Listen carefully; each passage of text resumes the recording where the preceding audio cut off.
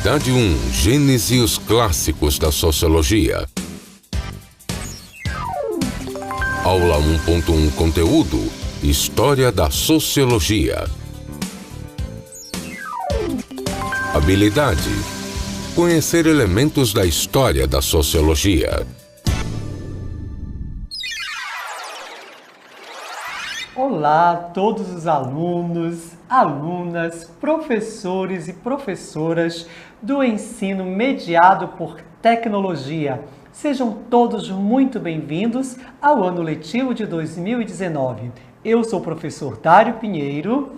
Eu sou o professor Josino Malagueta. Desejo a vocês também um bom ano, que a gente possa trabalhar com bastante tranquilidade e que essa nossa disciplina aqui seja bem proveitosa, né, professor? Exatamente. E nós iremos trabalhar o componente curricular Sociologia para esta fase da educação de jovens e adultos.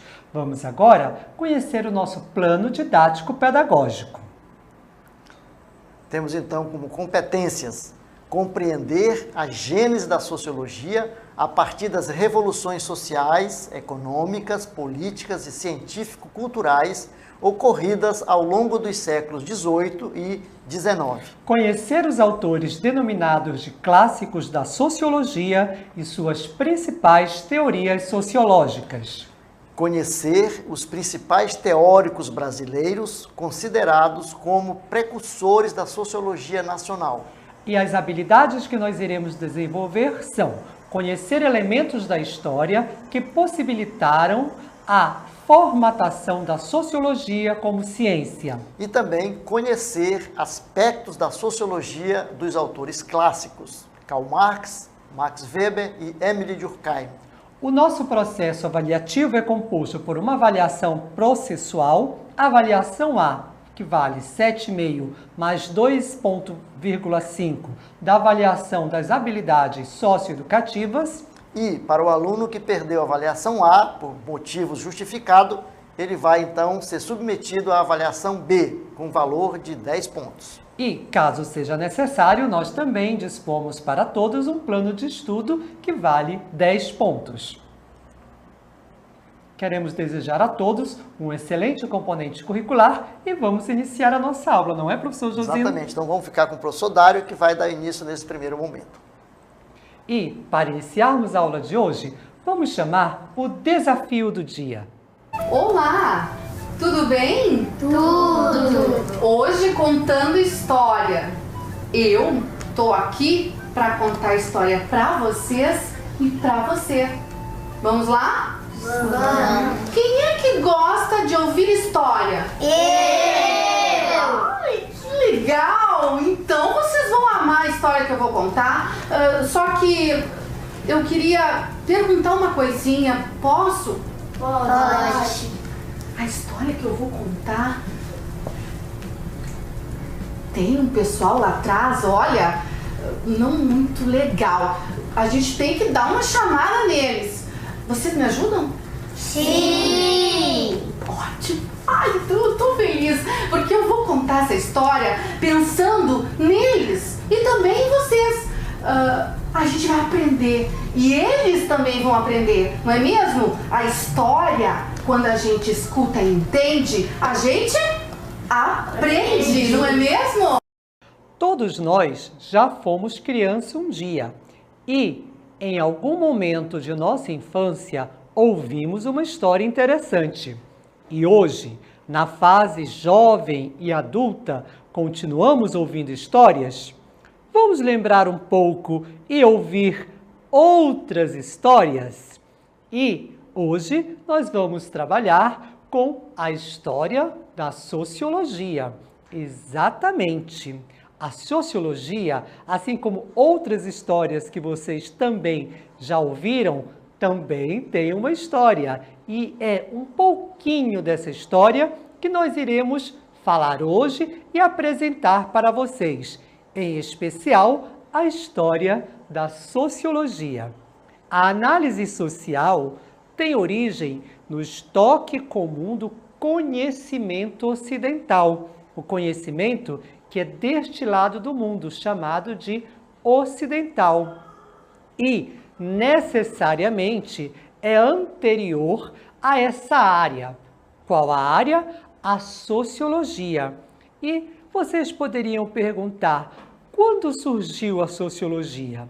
Para ser mais exato, nós podemos precisar que a sociologia surgiu no século XIX, quase 2 séculos atrás, como decorrência das necessidades dos homens em compreender os inúmeros problemas sociais que estavam aparecendo em proporções nunca vistas, devido à industrialização iniciada no século XVIII.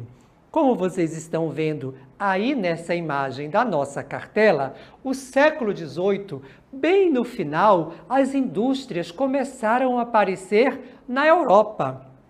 E isso trouxe uma mudança muito drástica no comportamento, na organização, nas vidas das pessoas que viviam naquela época.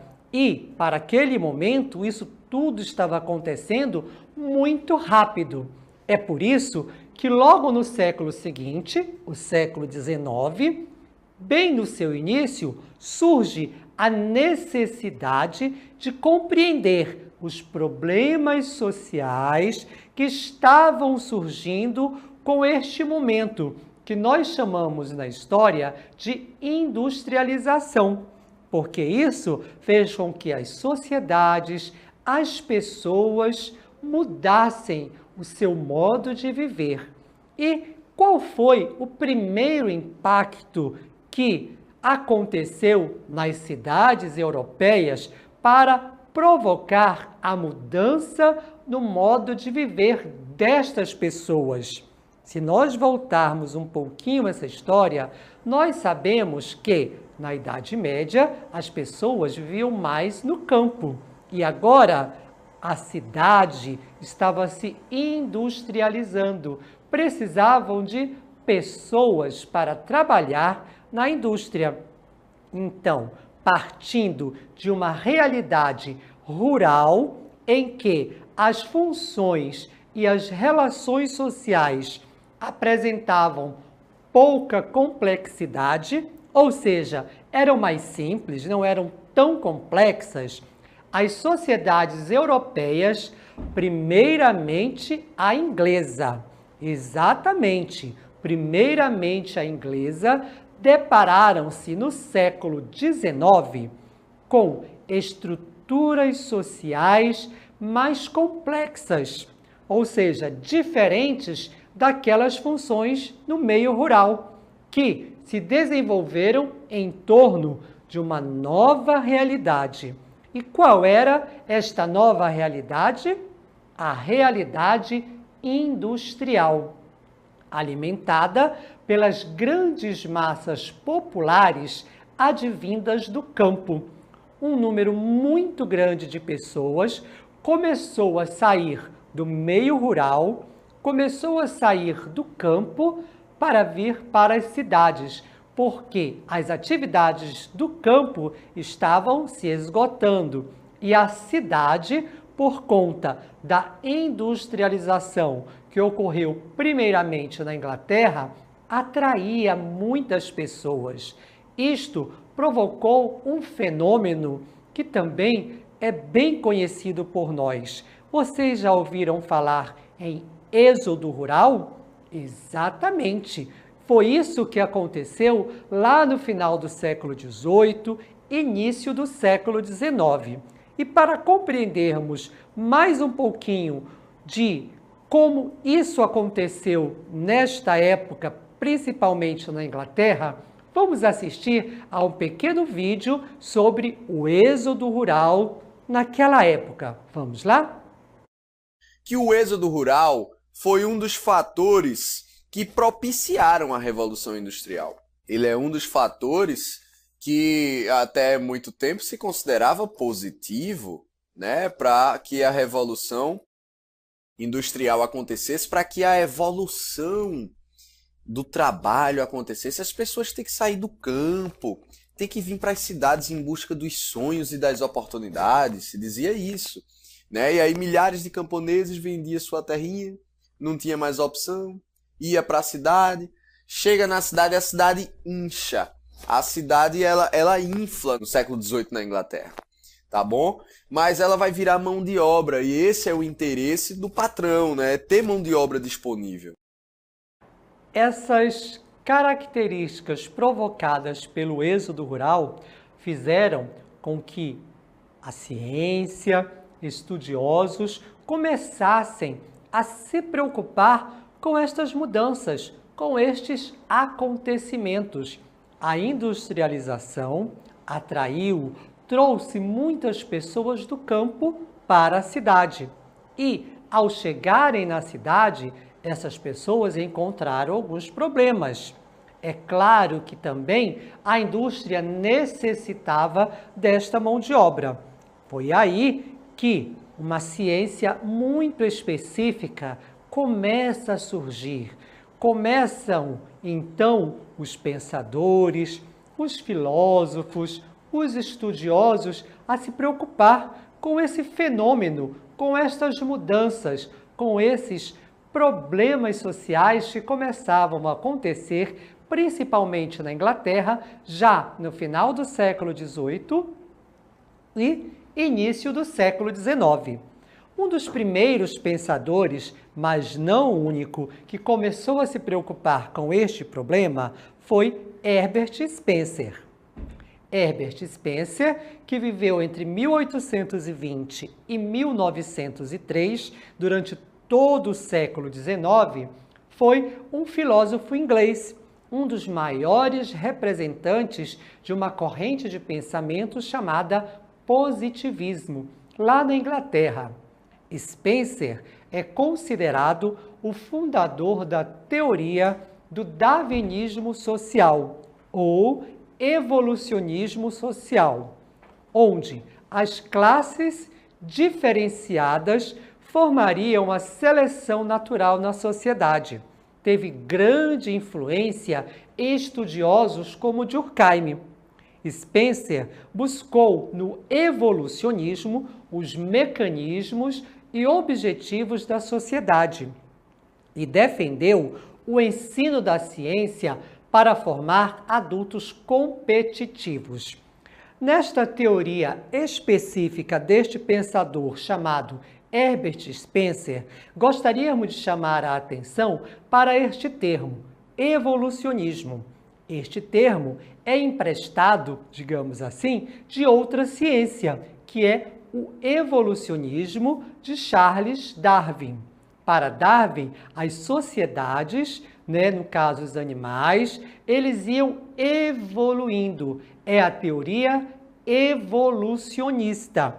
E Spencer vai pegar este pensamento de Darwin, este pensamento darwiniano, para justificar ou para tentar explicar a mudança que ocorria na sociedade europeia naquela época. Porque, segundo Spencer, isto era uma evolução das sociedades. Não estamos aqui para dizer se está certo ou se está errado, mas para que você compreenda que houve e que há uma preocupação em tentar entender as mudanças provocadas pelo êxodo rural ocasionado pela industrialização, pelas indústrias que começavam a surgir, principalmente lá na Inglaterra, no final do século XVIII e início do século XIX. E, especificamente, Herbert Spencer começa então a pensar, por que isso está acontecendo?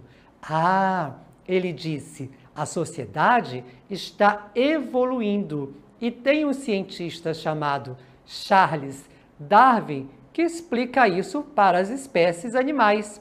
Inclusive, Darwin explicava desta mesma forma evolucionista para o próprio homem, para nós, que estávamos evoluindo biologicamente. E Spencer vai dizer, a sociedade também se evolui socialmente. É por isso que Herbert Spencer é o fundador do darwinismo social ou evolucionismo social. Mas vamos conhecer um pouquinho mais do pensamento deste filósofo inglês chamado Herbert Spencer. No campo pedagógico, Spencer fez a campanha pelo ensino da ciência, combateu a interferência do Estado na educação e afirmou que o principal objetivo da escola era a construção do caráter. Ele dizia que os conhecimentos úteis, que serviriam para formar os homens de negócios e produzir o bem-estar pessoal, eram desprezados em favor do ensino das humanidades, que davam mais prestígio. Diz a professora Maria Angélica Lucas, da Universidade Estadual de Maringá. Tudo isso que acabamos de falar e o que você acabou de ouvir neste vídeo sobre Herbert Spencer está registrado em obras que ele deixou escrito. Exatamente. Spencer tem uma vasta obra sobre o evolucionismo social que ele deixou registrado principalmente no livro chamado Primeiros Princípios, que ele escreveu no ano de 1862. Aí nós temos uma imagem dos primeiros princípios escritos lá no na segunda metade do século XIX. Nesta obra, Primeiros Princípios, Spencer introduz o tratado do qual os princípios de sociologia são uma parte. É aí que ele começa a tentar explicar o motivo das mudanças tão rápidas ocorridas na sociedade europeia daquela época e procurou explicar mecanicamente o universo, concebido como um conjunto de relações dinâmicas, como um organismo vivo, no seio do qual se verifica uma crescente diferenciação e especialização. Os organismos, assim como, na visão dele, as sociedades, começavam a se diferenciar e a se especializar. Estes são termos muito próprios do evolucionismo biológico de Darwin, que Spencer vai utilizar para tentar compreender as mudanças que ocorriam nas sociedades europeias. O seu evolucionismo defende que, por diferenciação e agregação e integração, as sociedades evoluem de formas simples. Vejam aí nesta imagem, né, um homem da pré-história que acredita-se hoje que ele vivia de uma forma mais simples, né? Isso hoje, e as sociedades evoluíram desta forma simples, como lá na pré-história, para formas mais complexas. O outro lado da imagem nos traz uma alusão ao foguete interestelar viajando no espaço sideral sobre o planeta Terra. Claro que na pré-história o homem não concebia que ele seria capaz de viajar, seria capaz de entrar no espaço sideral. Ou seja, ele sai de uma forma simples de ser, de viver, de pensar, para uma forma mais complexa, né? Com viagens interestelares, espaciais, ou seja, o pensamento do homem vai se complexificando, ele vai aumentando, saindo de uma forma simples para algo mais elaborado ou mais complexo. Isso na percepção de Herbert Spencer. Tem, assim, uma concepção da história humana progredindo de uma homogeneidade incoerente para estados cada vez mais complexos em termos de heterogeneidade e diferenciação das funções e estruturas que compõem o organismo social e em termos de individualismo. Vamos recorrer agora a duas palavras que estão nesta cartela que nos lembram o que com certeza vocês já ouviram e também ouvirão nas aulas de química, quando se trata de homogeneidade e heterogeneidade. O que é homogêneo? Homogêneo é quando você olha para algo e não identifica que naquele algo que você está olhando existem várias partes diferentes, né? Como, por exemplo, não sou químico, mas posso me arriscar a dizer que uma água com um pouco de sal, quando ele se dilui, você não identifica a água e o sal. Isso é uma mistura homogênea e a sociedade que era toda homogênea começa a se diferenciar, se complexificar. E é aí que Spencer diz que ela vai se transformar em uma sociedade heterogênea. Ou seja, quando, por exemplo, numa água tem algumas pedrinhas. A pedra não se dissolveu. Você vê exatamente o que é a água e vê exatamente o que é a pedra. Isto é uma mistura heterogênea, porque você consegue identificar as partes que compõem esta mistura.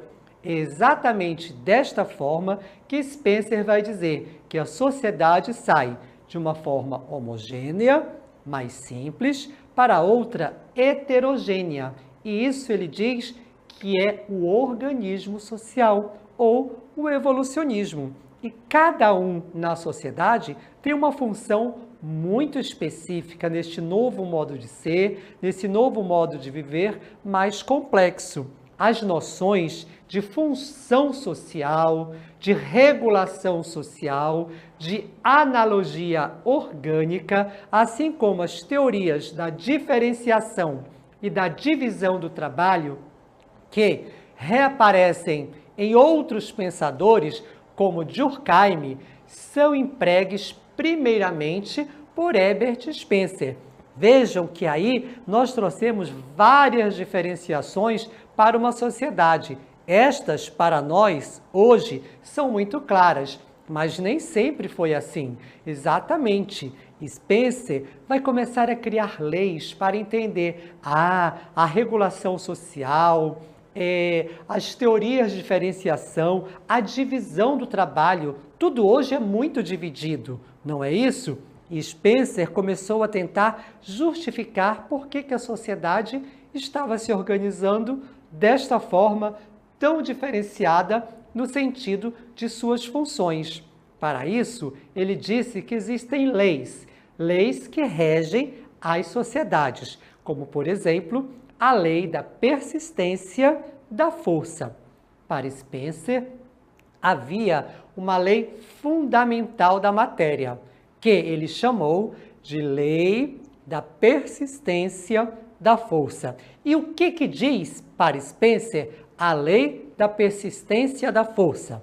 Segundo esta lei, a tendência natural de todas as coisas, inclusive nós, desde a primeira interação com forças externas, sair da homogeneidade, que vocês já sabem, rumo à heterogeneidade, que também vocês já sabem, e para a variedade.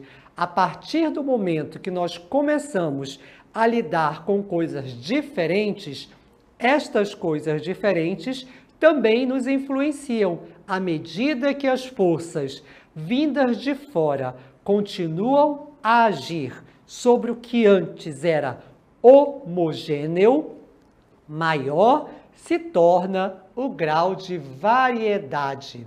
É muito simples. O conhecimento, como o que vocês estão adquirindo durante a sua vida de estudante, vai fazer com que você compreenda mais coisas, com que você perceba outras coisas que antes você não via. E é aí que a lei da persistência da força começa a agir sobre você, estudante, de acordo com a percepção de Herbert Spencer. E baseado nesta observação, Spencer deduziu que um princípio para todo o desenvolvimento, que é a lei da multiplicação dos efeitos causada por uma força absoluta que não pode ser conhecida pelo entendimento humano. Trata-se, para Spencer, de uma lei da natureza. Para Spencer, isso é natural. De acordo com Spencer, o processo de desenvolvimento segue a mesma lei em todos os campos, da formação do universo à transformação das espécies. E mais aí eu chamo a atenção uma vez mais sobre essa percepção de Spencer para dizer que todas as coisas são regidas por leis naturais, que são desde a formação do universo até a transformação das espécies. Isso vem lá de Charles Darwin, que é o evolucionismo, que Spencer traz e adapta esse pensamento evolucionista às sociedades humanas. Seu entendimento inicial da evolução biológica se baseava na concepção errônea de que sucessivas gerações de uma mesma espécie herdam das anteriores as características adquiridas do ambiente. Tão logo conheceu as conclusões de Darwin, Spencer reformulou a sociologia. E aí a sua teoria começa a, digamos assim, servir de base para outros pensadores. Foi aí que o termo sociologia foi criado por outro pensador chamado Auguste Comte. Isidore Auguste Marie François Xavier Comte. Este é um filósofo e matemático francês que nasceu no final do século XVIII e faleceu em 1857, na primeira metade do século XIX, na cidade de Paris. Comte foi o fundador do positivismo, lá no ano de 1838, no século XIX.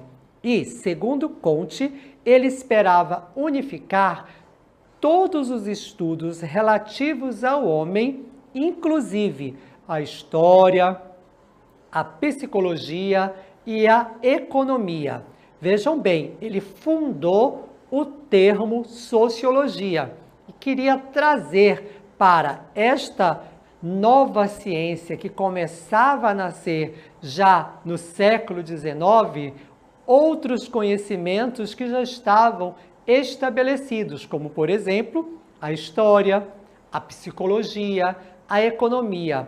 Comte também tem o objetivo, assim como Spencer, de entender estes movimentos sociais, as mudanças que ocorriam na sociedade que provocavam um novo modo de viver dentro das cidades, como lá na Europa do século XIX.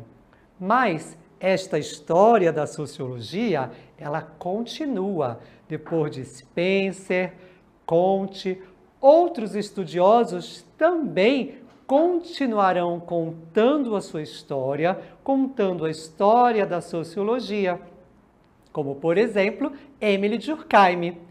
Durkheim, ele é considerado um dos fundadores da sociologia moderna. Vejam bem, nós trouxemos aqui 3 nomes para que vocês possam compreender como a sociologia vai se constituindo enquanto ciência e para que vocês conheçam um pouquinho dessa história. E depois de passar por Spencer, por passar por Comte, que cria esse nome chamado sociologia, que é uma ciência, este outro pensador, que é Émile Durkheim, ele é um fundador da sociologia moderna como nós conhecemos hoje. E suas contribuições permanecem válidas, podemos assim dizer, para estudos futuros. Com suas contribuições, o campo sociológico se estabeleceu como uma nova ciência.